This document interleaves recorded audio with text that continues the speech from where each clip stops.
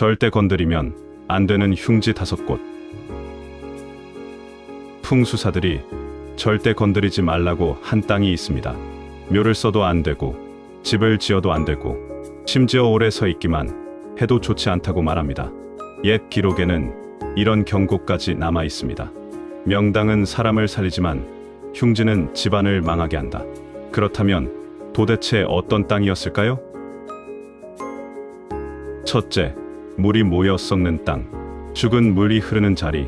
풍수에서는 물을 매우 중요하게 봅니다. 좋은 터에는 항상 맑은 물이 천천히 흐른다고 말하죠. 하지만 반대로 물이 모여 썩는 자리도 있습니다. 산에서 내려온 물이 빠져나가지 못하고 웅덩이처럼 고여있는 땅입니다. 옛 풍수사들은 이런 곳을 죽은 물의 자리라고 불렀어요.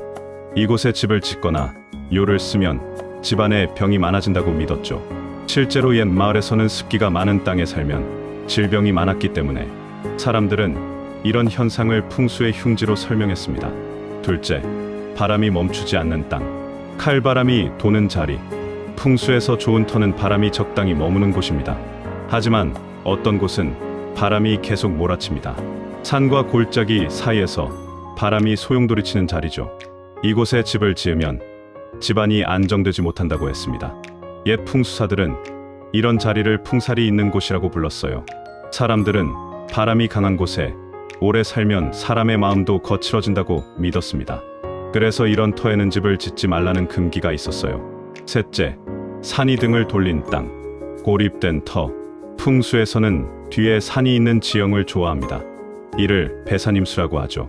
하지만 어떤 땅은 산이 마을을 보호하지 않습니다. 산이 등을 돌린 듯한 지형입니다.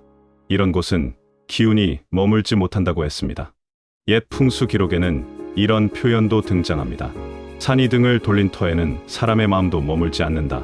그래서 이런 땅은 사람들이 오래 정착하지 못하는 흉지로 여겨졌어요. 넷째, 길이 부딪히는 자리. 충살이 있는 곳. 풍수에서 길의 방향도 중요한 요소예요. 특히 길이 곧게 달려와 집을 정면으로 향하는 경우 풍수에서는 이를 충살이라고 불렀습니다. 옛사람들은 이런 집에 사건이나 사고가 많다고 믿었습니다. 그래서 골목이 집을 정면으로 찌르는 듯한 지형은 가능하면 피하려 했어요. 오늘날 도시에서도 이런 구조는 소음과 위험이 많기 때문에 사람들이 꺼리는 경우가 많습니다. 다섯째, 옛 전쟁터나 처형터. 기운이 남아있는 땅. 풍수 이야기 중 가장 신비한 흉지는 바로 사람이 많이 죽은 자리입니다. 옛 전쟁터, 처형터, 혹은 오래된 공동묘지였습니다. 사람들은 이런 곳에는 나쁜 기운이 남아있다고 믿었죠. 그래서 집을 짓거나 묘를 쓰는 것을 꺼렸습니다.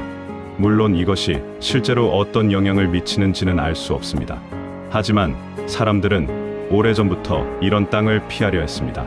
풍수의 흉지는 단순한 미신일 수도 있습니다.